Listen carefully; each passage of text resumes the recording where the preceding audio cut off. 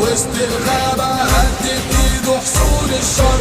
اصل المولى بكرمه حمينا حقق نصر الجند في سينا، واللي يفكر يوم يعدينا ينسفه من على وش الارض. لو مين يعنينا ومش عنين اراضينا هتجيبوا ايدينا، ولو على روحنا فداك يا مصر.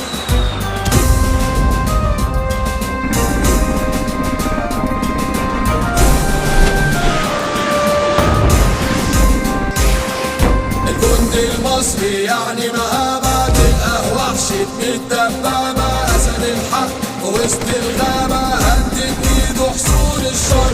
جندي كرامة وعزة ونصر يهدي حياته وروحه لمصر، في السما طاير زي النسر واقف ثابت زي الصخر. يوم ما تلاقي في مصر شهيد تلقى عزيمة